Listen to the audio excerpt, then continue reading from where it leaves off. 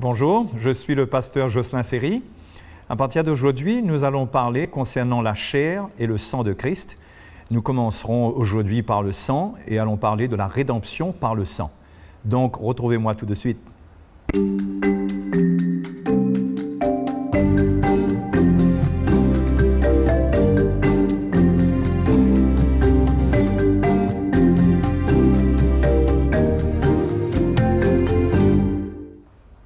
Puisque nous avions parlé la dernière fois de la mort et de la résurrection comme étant le fondement de l'autel de la Nouvelle Alliance, à savoir la croix, puisque la croix, sur cette croix, a été appliqué le Seigneur, sa chair, qui a subi la crucifixion et l'effusion du sang.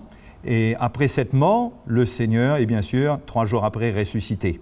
Donc le fondement de cet autel, ça vient établir la mort et la résurrection comme fondement de la chrétienté et de la vie chrétienne de tous les jours. Maintenant, il y a 2 éléments qui ont fait que ce fondement existe, qui sont à l'origine de ce fondement. 2 éléments dans la vie de Jésus, et je suppose que vous les avez devinés. Il s'agit de la chair et du sang de Christ. Alors, si on arrive à voir d'une manière distincte ces 2 éléments, je pense que cela va nous donner un petit peu de lumière concernant le sacrifice de Jésus. On pourrait regarder à ce sacrifice sous plusieurs angles. Par exemple, je crois qu'il n'est pas difficile de conclure que cette chair, la chair du Seigneur, a subi le châtiment du péché. Cette chair a subi le châtiment du péché, tandis que le sang a payé le prix de notre rédemption. Vous voyez? Si on détache les 2, on arrive à avoir un petit peu plus de lumière et à comprendre certaines choses que peut-être nous ne voyons pas clairement quand on considère le sacrifice comme un ensemble, comme un entier. D'accord? On peut avoir une autre perspective, c'est de se dire que le sang est le prix de la rédemption. D'accord? Le prix de la rédemption, c'est un prix qui a été payé une fois pour toutes pour nous racheter, et que la chair, elle, de Christ, ce qui s'est passé avec sa chair, ça nous montre davantage l'œuvre de la rédemption. Parce que la chair de Christ a été brisée. Le Seigneur a été crucifié, il a vécu un véritable brisement sur cette chair, et cette chair a été, ce que cette chair a vécu, c'est aussi ce que notre chair doit vivre, non pas d'une manière physique, mais la nature spirituelle de la chair doit vivre ce brisement, cette œuvre, et ce que Jésus a fait à la croix dans sa chair, c'est quelque chose qui s'adresse au travail que Dieu doit faire en nous, dans notre chair. C'est l'œuvre de notre rédemption. C'est, par exemple, la sanctification. On parle du brisement, mais c'est aussi la sanctification. Donc, en détachant un peu les 2 éléments, on arrive à avoir des petites lumières concernant le sacrifice de Jésus. Mais ce qui est certain, c'est que ces 2 éléments sont tellement importants que le Seigneur a institué la Sainte Seine. Quand nous participons à la Sainte Seine, nous venons en communion avec le corps de Christ et avec le sang de Christ. Donc c'est quelque chose que le Seigneur ne veut pas qu'on oublie. C'est quelque chose à commémorer qui doit rester devant nos yeux parce que c'est quelque chose qui est fondamental pour notre vie chrétienne et cela nous rattache à sa mort pour nous et à sa résurrection pour nous. Tout ce que Jésus a fait sur la croix, tout ce qu'il est devenu, c'est pour nous. Maintenant, nous parlons du sang de Christ et ça va être plus le sujet de ces sessions pendant au moins 1 ou 2 sessions. Mais concernant le sang de Christ, pourquoi est-ce que c'est bon d'avoir une meilleure révélation du sang de Jésus? Alors, premièrement, je vais lire avec vous dans 1 Pierre, chapitre 1er, verset 2. Il y a des choses que la parole de Dieu dit qui peuvent paraître un peu mystérieuses, mais nous avons besoin de lever le voile du mystère et de comprendre ce qu'elle nous dit. Pierre dit à ceux qui sont élus, au verset 2 de 1 Pierre, chapitre 1er, qui sont élus selon la prescience de Dieu le Père, par la sanctification de l'Esprit, afin qu'ils deviennent obéissants et qu'ils participent à l'expiation du sang de Jésus-Christ. Vous voyez, donc, Pierre, pour lui, c'était clair que les chrétiens deviennent obéissants au Seigneur. Et par cette obéissance, un des points de l'obéissance, c'est qu'ils participent à l'expiation du sang de Jésus. Ce n'est pas une participation physique. Nous n'accédons pas au sang de Jésus pour l'asperger comme ça se passait sous l'Ancien Testament. Sous l'Ancien Testament, le sang des animaux était pris et on faisait aspersion de ce sang. Mais bien sûr, il est clair que Pierre parle ici de quelque chose de spirituel, d'une participation spirituelle. Donc, ça veut dire que si on a une meilleure lumière de ce qu'il y a dans le sang de Christ, nous allons pouvoir participer à l'œuvre que contient ce sang. Par exemple, notre obéissance au Seigneur va nous amener, concernant le sang de Christ, à partager et à exprimer tout ce qu'il y a dans ce sang. Le sang nous parle de quoi? Le sang nous parle du pardon de nos péchés. Le sang, ça devrait, si nous avons affaire à des situations où nous avons besoin de pardonner, nous participons à l'expiation du sang. Lorsque nous allons prêcher l'Évangile aussi, à l'extérieur, nous participons à l'expiation du sang. Nous faisons connaître la réconciliation, ce qui est venu par ce sang pour les hommes. Et c'est comme cela que nous participons à l'expiation du sang de Jésus. C'est quelque chose qui est spirituel, qui n'a rien, bien sûr, de physique.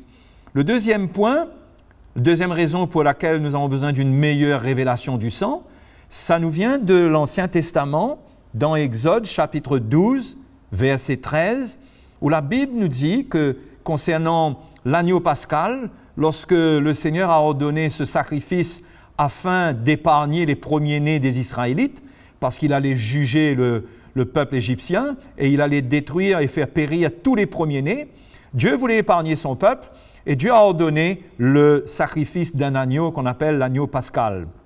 Alors, il dit au verset 13 du chapitre 12 que le sang, ce sang qui allait être placé sur les poteaux et les linteaux des portes, il dit « Le sang vous servira de signe sur les maisons où vous serez, et je verrai le sang et je passerai par-dessus vous, et il n'y aura point de plaie qui vous détruise quand je frapperai le pays d'Égypte. » Donc, autant le Seigneur verra le sang et passera par-dessus, mais il dit en premier lieu que le sang allait être un signe pour le peuple de Dieu, que eux ils allaient voir le signe et que ce sang allait leur servir de signe. Pareil pour nous sous la Nouvelle Alliance. C'est pourquoi nous prenons aussi le repas du Seigneur lorsque nous souvenons de la mort du Seigneur pour nous. Cela nous sert de signe. Hein? Et nous allons découvrir de quel signe il s'agit, hein? Puisque nous allons parler de la rédemption.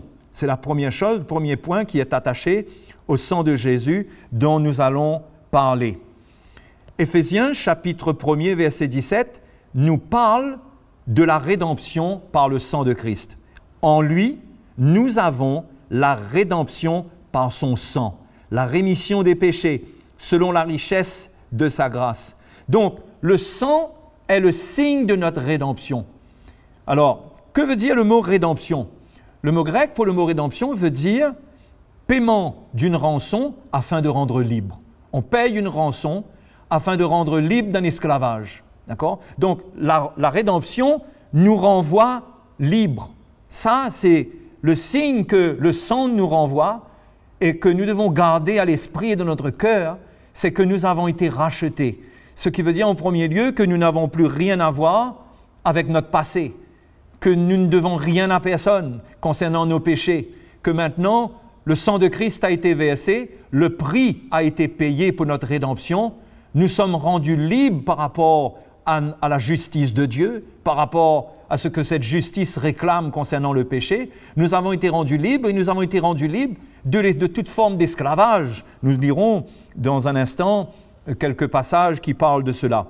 Mais avant d'aller plus loin et de parler de cette rédemption, nous devons aussi donner une définition du sang. Alors, je ne m'amuserai pas à essayer de vous donner une définition biologique du sang, ce n'est pas le point qui m'intéresse, mais nous devons voir ce que la parole de Dieu elle-même, elle dit concernant le sang. Et dans Lévitique chapitre 17, verset 11, Moïse révèle de la part de Dieu ce qui se passe avec le sang. Il dit « Car l'âme, ou bien la vie, la version anglaise parle de la vie, car l'âme de la chair est dans le sang. Je vous l'ai donné sur l'autel, afin qu'il servît d'expiation pour vos âmes. car c'est par l'âme que le sang fait l'expiation. En d'autres mots, la valeur du sang n'est pas dans le liquide rouge, mais c'est la vie qui est dans le sang, c'est par cette vie que l'expiation se fait, que le péché est ôté. Ça veut dire quoi? Le sang qui est offert, cela représente une vie qui est donnée. C'est la vie qui est dans ce sang qui a de la valeur et qui a une puissance. Le sang, le liquide lui-même, ne fait que contenir cette vie. D'ailleurs, on peut, je pense, déterminer que le sang, c'est l'élément matériel dans lequel se trouve la vie des créatures vivantes, telles que les animaux et l'homme, bien sûr. Donc, le sang en tant que liquide, en tant que quelque chose de physique, de matériel, n'a pas de puissance, mais c'est la vie. Et en ce qui concerne le sang de Christ, c'est la vie de Christ qui se trouve dans ce sang qui est une puissance. Hein? Et c'est vers cela que nous devons tourner nos regards. La Bible nous dit que Jésus, il a participé à la chair et au sang. Hein? Il est devenu fils de l'homme par la chair, il a participé à la nature charnelle et par le sang aussi. Mais on peut penser que dans ce sang habitait sa vie divine. Ce n'était pas un sang qui habitait n'importe quelle vie, c'était la vie du Fils de Dieu parce qu'il était le Fils de Dieu. Donc selon la chair, il était le Fils de l'homme, d'accord? Ça c'est en rapport avec sa chair, mais d'après son sang, si on comprend la vie qu'il y a dans son sang, ça se réfère au Fils de Dieu qui vient s'offrir. C'est parce que c'est lui qui est mort pour nous, qui a payé le prix pour nous, que ce prix valide notre rédemption. Donc, Hébreux chapitre 9, verset 12, nous parle de cette rédemption et nous dit que cette rédemption, elle est éternelle.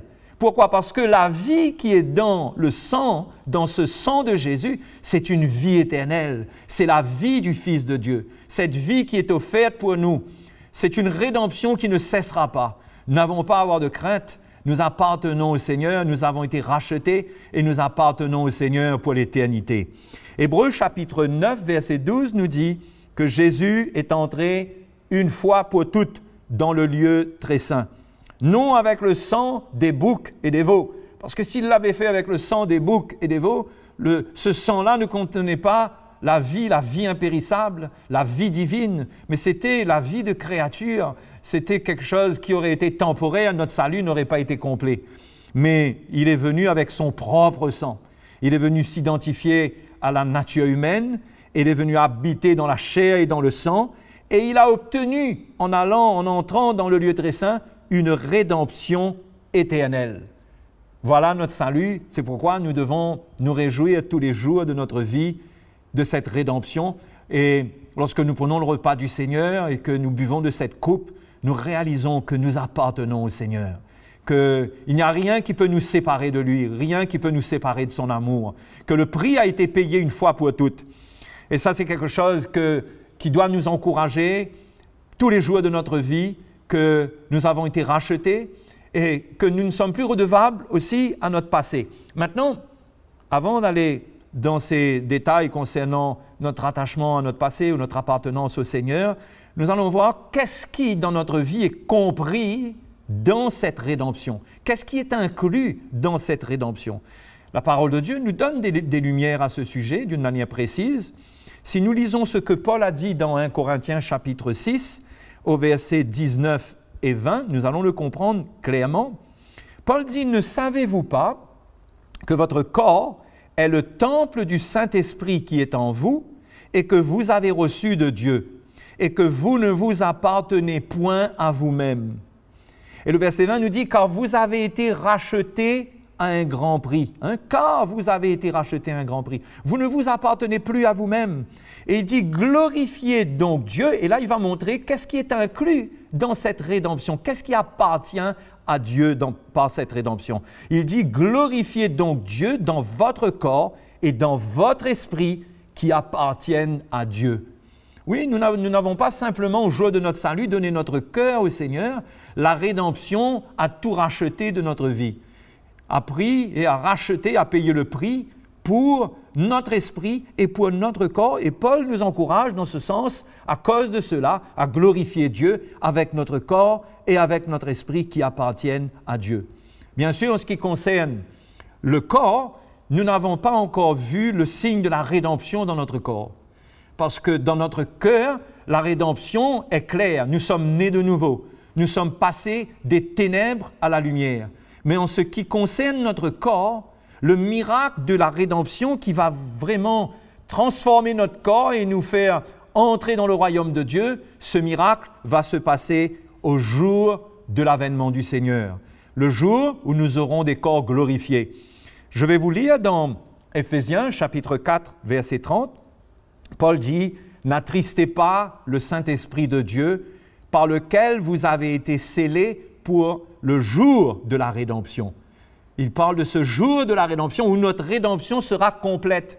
Non seulement notre cœur et nous sommes nés de nouveau dans notre esprit, mais ce jour-là, il se passera quelque chose avec notre corps.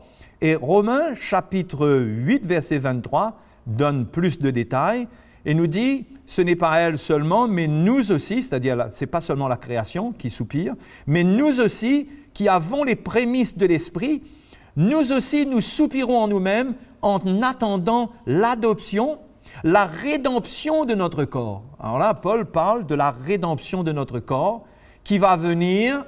Bien sûr, le prix a déjà été payé, notre corps appartient au Seigneur, mais l'effet de cette rédemption, la glorification, viendra au jour de l'avènement du Seigneur, si nous sommes encore là, ou au jour de la résurrection, si nous avons le temps de mourir entre-temps.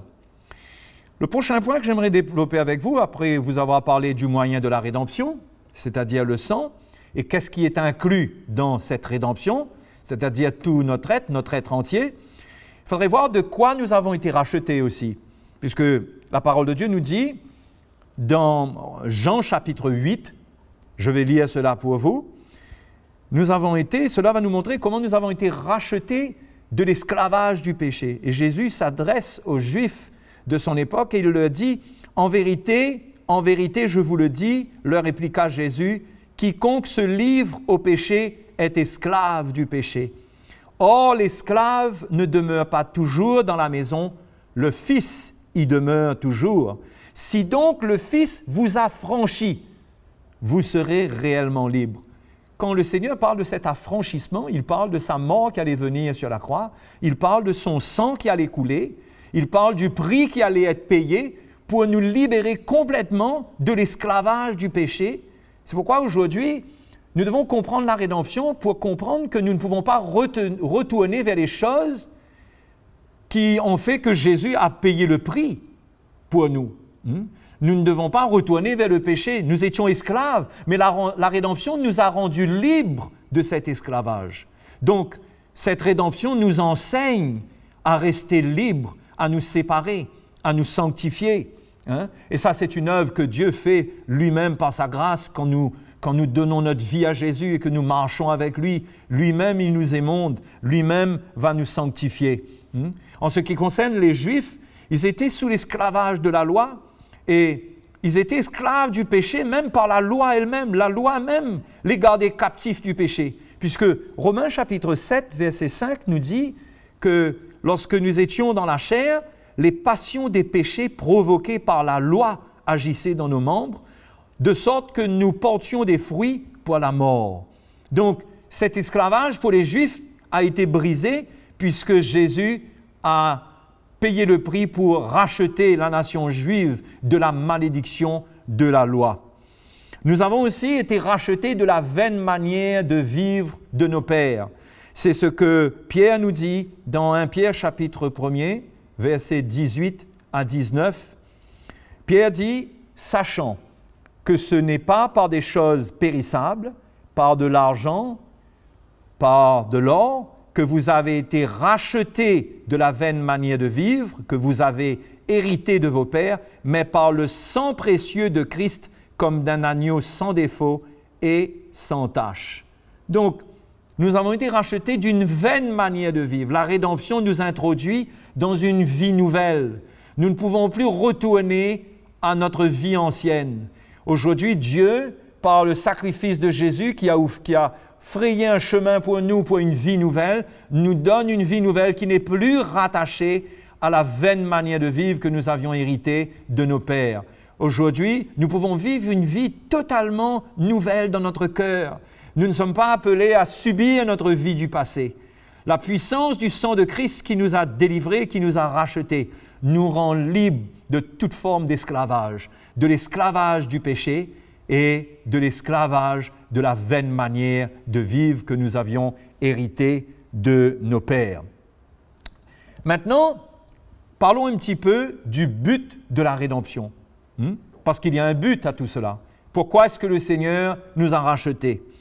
Eh bien, comme nous l'avons lu dans la définition, comme je vous l'avais dit dans la définition que je vous ai donnée concernant la rédemption, c'est que la rédemption, c'est le paiement d'un prix en vue de renvoyer libre. Donc, s'il y a quelque chose qui se passe au jour de la rédemption, c'est que nous sommes rendus libres. Et je crois que Dieu nous rend libres pour que nous puissions choisir notre appartenance. Lorsque nous sommes convaincus, parce que lorsque nous sommes dans les ténèbres, nous ne sommes pas en mesure de réellement choisir ce qui est bon pour nous. Mais par la grâce de Dieu, Dieu nous éclaire et le sang de Christ agit en nous, la puissance de la vie de Christ agit en nous par sa parole. Et nous sommes dans une position pour confesser Jésus, c'est-à-dire pour choisir Jésus comme notre Sauveur. Donc, la rédemption nous met dans une position où nous choisissons notre appartenance au Seigneur. Dans Luc chapitre 4, au verset 19, quand Jésus parle de l'onction dont il a été revêtu pour annoncer la bonne nouvelle, il dit qu'il est venu pour renvoyer libres les opprimés. Nous pouvons voir cela dans la parole de Dieu, comment le Seigneur, il parlait aux gens de son temps, il guérissait les gens, il les avertissait, il leur disait « va et ne pêche plus », mais il ne mettait pas la main sur eux, il les laissait libres.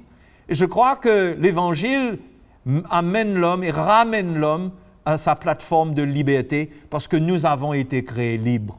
Mais il est clair que lorsque nous sommes convaincus de péché et que nous nous repentons, nous confessons une foi de cœur dans le Seigneur, nous l'invoquons, nous l'invitons dans notre vie et cela, nous le faisons en étant libres parce que la liberté nous a été rendue. Donc, important pour nous de comprendre que la rédemption est en rapport avec la liberté et que la rédemption pose le fondement de l'appartenance à Dieu. C'est quelque chose de fondamental, c'est un fondement de notre salut. Lorsque nous donnons notre vie et que le sang de Jésus nous a purifiés, nous a rachetés et que nous goûtons à cette rédemption, ce n'est pas quelque chose qui peut être remis en question par les circonstances de notre vie, peut-être même par une chute, peut-être qu'on est tombé dans le péché parce que nous ne sommes pas parfaits, mais le sang de Jésus est toujours là pour nous purifier. L'apôtre Jean, il est clair, il dit que le sang de Jésus, si nous le confessons, si nous confessons nos péchés, le sang de Jésus nous purifiera de tout péché et de toute iniquité. Donc, la rédemption par le sang, c'est l'acquisition d'un peuple, de nos vies, éternellement pour le Seigneur. Et nous devons transporter cette révélation dans notre cœur pour ne pas être troublés par les situations de notre vie et douter, parce que s'il y a bien quelque chose que l'ennemi essaiera de faire, c'est de mettre le doute dans votre cœur lorsque vous allez faillir, lorsque vous allez tomber, lorsque vous allez chuter et que vous allez faire face à vos faiblesses. Il y aura un esprit de condamnation qui va vouloir envahir vos pensées, mais le sang vous sert de signe, mes frères et mes sœurs. Surtout lorsque nous partageons le repas du Seigneur, nous devons savoir que nous appartenons au Seigneur, qu'il prend soin de nous. Au fait, cette appartenance, Jésus l'a exprimée clairement dans Jean chapitre 10, verset 26. Il exprime comment ces brebis lui appartiennent et il le dit d'une manière très très forte. Il dit « Mes brebis entendent ma voix, je les connais et elles me suivent. Je leur donne la vie éternelle et elles ne périront jamais et personne ne les ravira de ma main. » Alors vous voyez, quand vous devenez une brebis du Seigneur, Jésus promet que personne ne vous ravira de sa main. Nous ne devons pas sortir de la main du Seigneur nous-mêmes. Il n'y a que nous qui pourrions nous faire sortir de la main du Seigneur. Parce que nous doutons ou parce que nous tombons dans l'incrédulité. Mais si nous gardons la foi, nous devons savoir que malgré les tempêtes, malgré les turbulences, les épreuves, notre appartenance au Seigneur a été scellée par son sang. Nous lui appartenons, nous sommes de ses brebis et personne ne peut nous ravir de sa main. Et il ajoute encore plus, il dit « Mon Père qui me les a donnés est plus grand que tous et personne ne peut les ravir de la main de mon Père. » La rédemption nous met dans la main de Jésus et dans la main du Père. Donc, en conclusion, nous n'appartenons plus aux ténèbres, nous n'appartenons plus au diable, nous n'appartenons plus aux hommes, nous n'appartenons plus à une quelconque tradition, nous appartenons à Jésus. Jésus nous a délivrés et nous a rachetés par son sang. Nous devons savoir que nous ne sommes plus sous la colère de Dieu. La Bible dit dans Thessaloniciens que nous ne sommes pas destinés à la colère. Nous ne devons pas craindre la colère de Dieu sur notre vie. Bien sûr que nous transportons une crainte de Dieu, mais pas une crainte de sa colère envers nous. La colère de Dieu, mes frères et mes sœurs, est tombée sur Jésus-Christ à la croix, est tombée sur sa chair, est tombée sur son corps lorsqu'il a été frappé et lorsqu'il a subi la malédiction de nos péchés. Toute cette colère a été consumée sur la croix de Jésus-Christ. En ce qui nous concerne, cette colère n'est plus présente. Nous appartenons au Seigneur. Il n'y a qu'une seule chose qui peut se passer dans notre relation avec Dieu, c'est que Dieu nous châtie, c'est que Dieu nous corrige, mais ce n'est jamais avec sa colère. Aucun homme ne peut supporter la colère de Dieu.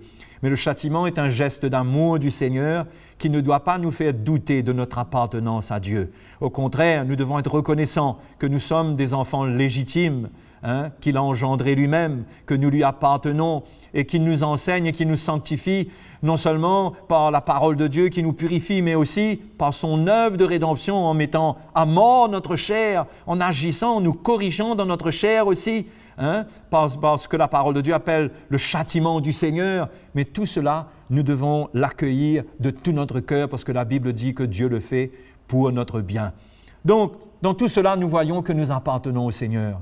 Il n'y a plus aucun doute là-dessus. Il ne faut rien laisser, ni aucun homme, ni aucune doctrine venir vous faire douter que vous appartenez au Seigneur et de mettre une condition à votre appartenance au Seigneur.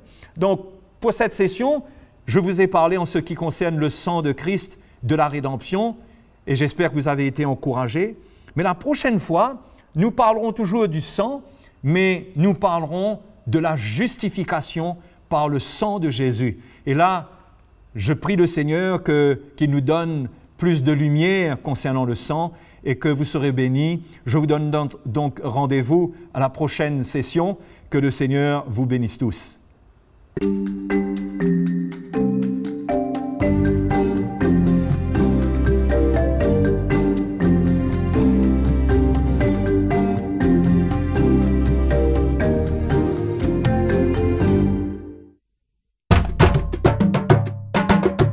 Pour plus d'informations, visitez le www.ctmi.org.